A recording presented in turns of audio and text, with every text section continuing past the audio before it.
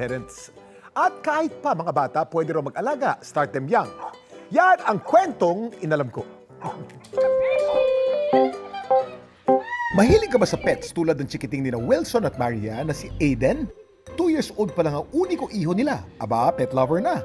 Anli kulitan pag sila magkasama ng asong si Hershey. Sila daw ang friends forever. Meet Hershey, ang 5-month-old American Bully. Unang kita pa lang nina Aiden at Hershey, hindi na raw mapaghiwalay.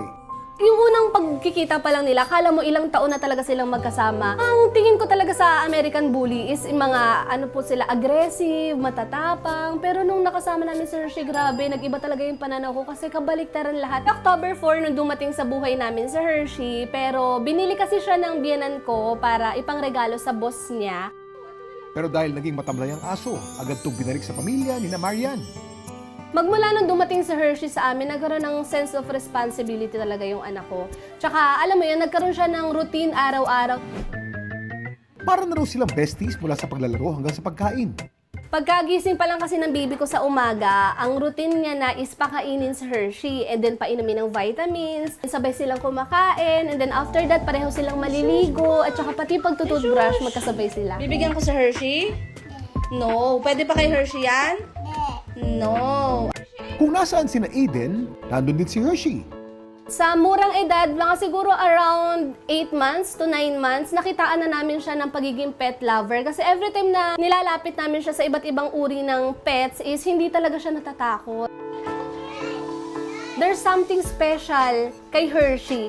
Talagang mas malambing, mas gentle, at mas love niya talaga si Hershey. Since close si Hershey at saka si Aiden, magmula nung naglalaro sila araw-araw, kapag ina-expose namin sa ibang tao si Hershey, is nagiging gentle, tsaka nagiging happy na rin siya, nakikisama na rin siya, hindi na siya naiilang. Feeling ko na-train din siya ni Aiden, makisalamuha.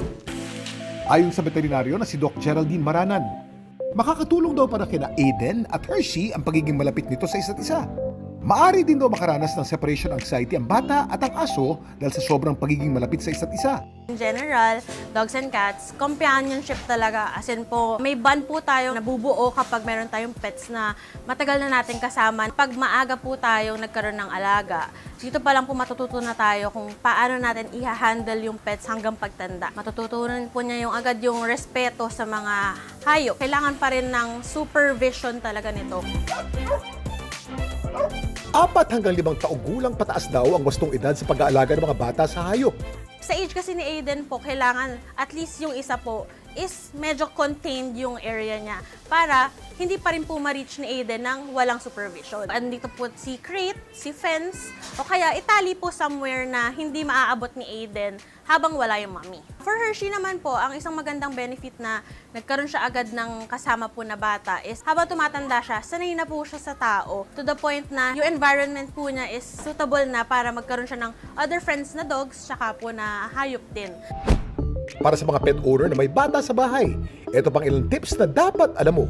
Ang number 1 talaga na kailangan ng pets po at kailangan malaman ng owners is boundaries and respect. Yung aso, gusto nila ng sarili nilang space. Kapag po masyado natin silang kinulit, ayaw nilang magpakulit, tendency po talaga pwedeng mag-snap. Pwede po nating unti-untiin bawasan yung magkasama sila para eventually po kapag po nawala ng few hours yung isa, hindi po malulungkot masyado yung isa.